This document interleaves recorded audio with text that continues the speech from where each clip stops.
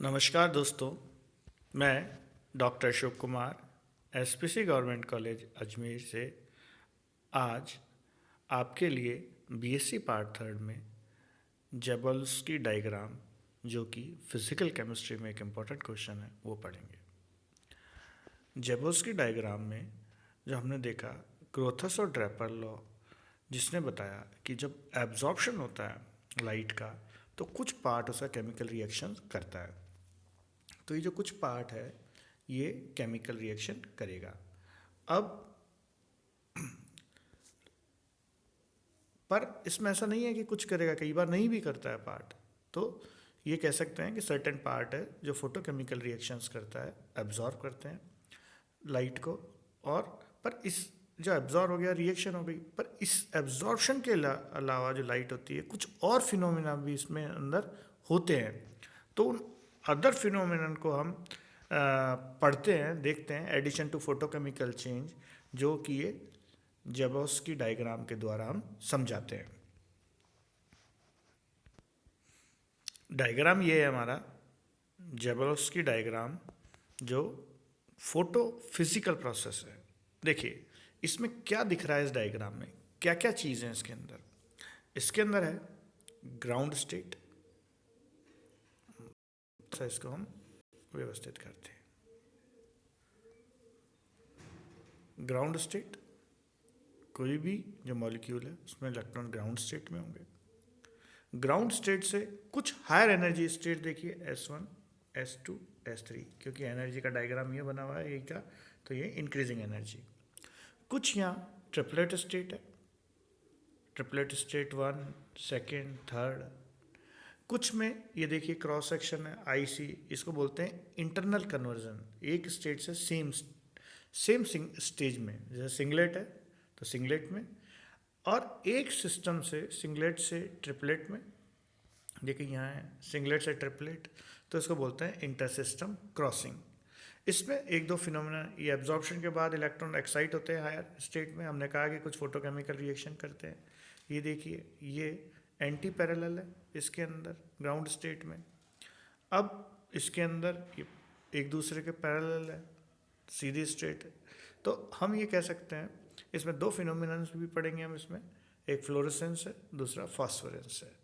तो इसको अब हम डिटेल में इस डायग्राम को हम पढ़ते हैं, जिसको हम जेबोल्स्की डायग्राम भी बोलते हैं। वो इम्पोर्टेंट टर्म्स हैं कुछ जो देखिए इसमें देखा हूँ, उस डायग्राम में ground state of the molecule, जिसे हम इसमें S0 के द्वारा समझाते हैं, जिसमें टोटल स्पिन का जो मॉलिक्यूल का है वो प्रेजेंट रहता है। मानते हैं बहुत सारे मॉलिक्यूल्स में कि जो मॉलिक्यूल्स है उसमें इवन नंबर ऑफ इलेक्ट्रॉन्स हैं। तो ग्राउंड स्टेट के अंदर all the elements are spin paired, इसके अंदर स्पिन पेयर्ड होगी। इसको हम 2s+1 के द्वारा दर्शाते हैं, जिसे spin multiplicity of the state कहते हैं। स्पिन मल्टीप्लिसिटी यानी किसी के अंदर 2s+1 द्वारा दर्शाते हैं।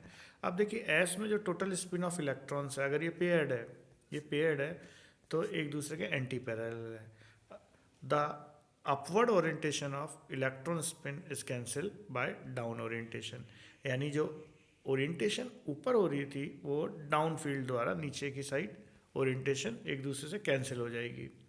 तो इलेक्ट्रॉन स्पिन को जब हम जोड़ते हैं, S क्या है 2s+1, तो S हाफ और दूसरा एंटी, तो ये 0 हो जाएगा।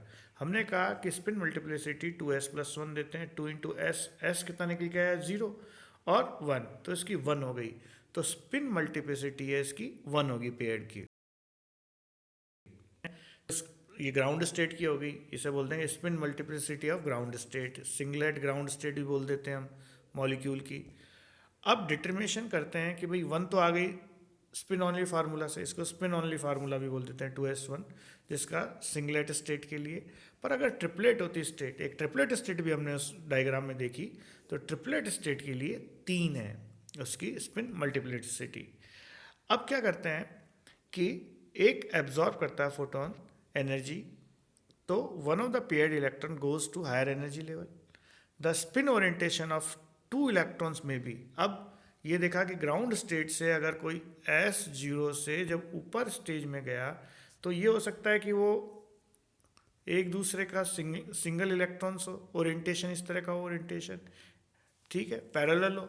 दूसरा ये हो सकता है कि वो एंटी पैरेलल हो, तो इसको हम बोलेंगे एंटी पैरेलल। यही चीज़ हमने इसमें बताने की कोशिश की है।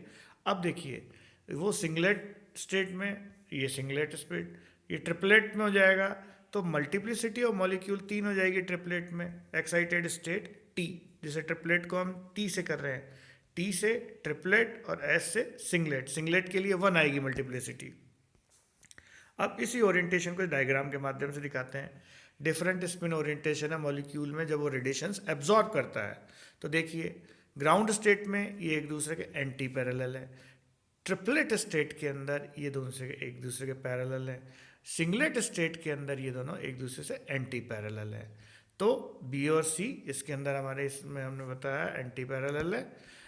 If spin are anti parallel in excited state A, अगर ए में मान लीजिए एंटी पैरेलल होते तो इसका S0 होता 1। तो मॉलिक्यूल में सिंगलेट एक्साइटेड स्टेट में S1 के अंदर मल्टीप्लिसिटी 1 होती। तो electron can jump to any of higher energy level, depends upon energy. जितना एनर्जी एब्जॉर्ब करेगा, ज़्यादा एनर्जी होगा तो ज़्यादा हो जाएगा। जिसका एक उदाहरण लेते हैं, मान लीजिए किसी में ज़्यादा एनर्जी है तो ज़्यादा दूर तक जंप करता है। इसी तरह इलेक्ट्रॉन हायर एनर्जी लेवल में जंप करेगा ऊपर।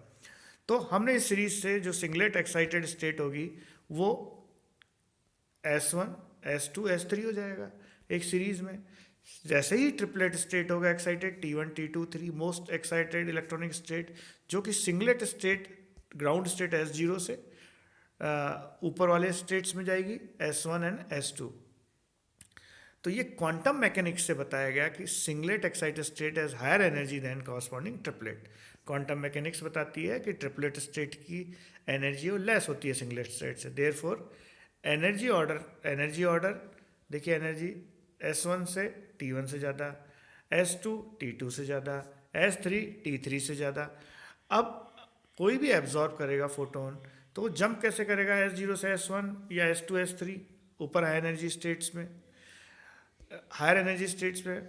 तो ये जैबोस की डायग्राम में हमने बताया, अगर कोई मॉलिक्यूल सिंगलेट स्टेट और ट्रिपलेट स्टेट में एक्टिवेटेड होता, मान लीजिए मॉलिक्यूल है ग्राउंड स्टेट में, ये लाइट एब्जॉर्ब किया फोटोलाइन और ये एक्साइटेड हो गया, तो मॉलिक्यूल एक्साइटेड स्टेट में, अब स्टेट में ये ट्रिपलेट भी हो सकती है और सिंगलेट भी हो सकती है। Activated molecule returns to the ground by falling. अब चूंकि मॉलिक्यूल एनर्जी प्राप्त करके ऊपर चला गया, वापस नीचे आ रहा है, तो वो नॉन रेडिएटिव ट्रांजिशन देगा और रेडिएटिव ट्रांजिशन देगा, दो है।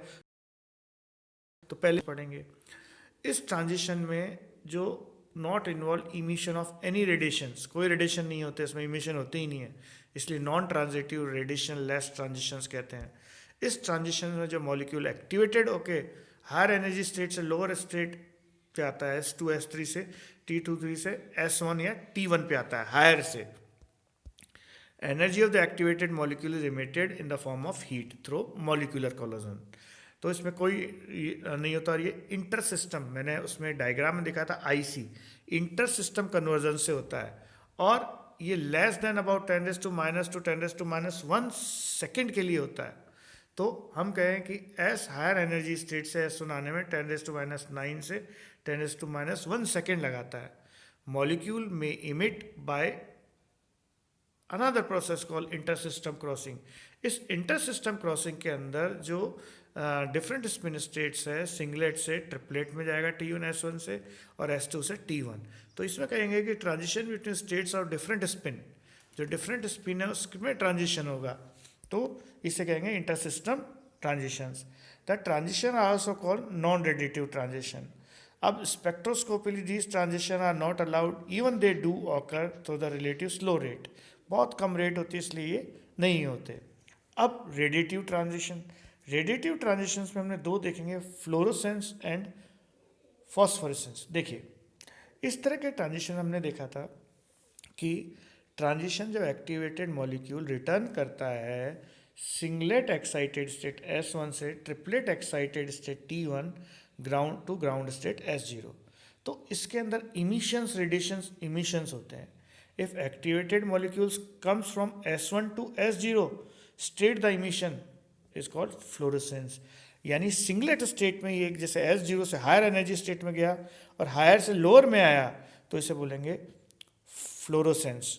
और इस फ्लोरोसेंस का टाइम होता है 10⁻⁸ सेकेंड, बहुत कम टाइम होता है।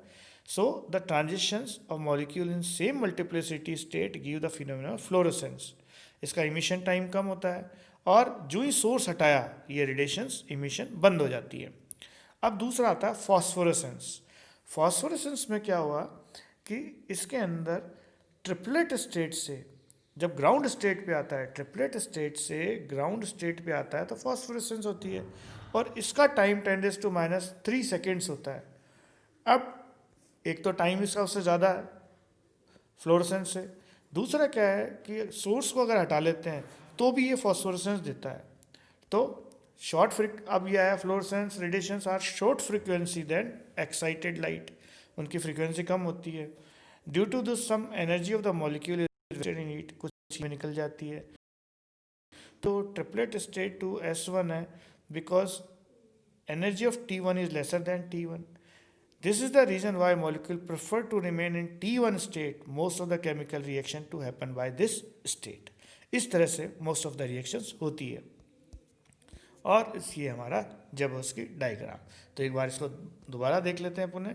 ग्राउंड स्टेट है मॉलिक्यूल, एब्जॉर्ब करेगा रेडिएशन, सिंगलेट स्टेट 1 और 2 में चला जाएगा। अब मानिए कि ये इंटरसिस्टम क्रॉसेस है, ये नॉन रेडिएटिव ट्रांजिशंस हैं। S3 से S2 हो गया, S2 से फिर S1 आ गया, S1 से जीरो ग्राउंड स्टेट। अब फ्लोरोसेंस में क्या होगा, S1 से जब ये ग्राउंड स्टेट पे आएगा और वो भी 10⁻⁸ सेकेंड्स के लिए, तो फ्लोरोसेंस प्रोड्यूस करेगा।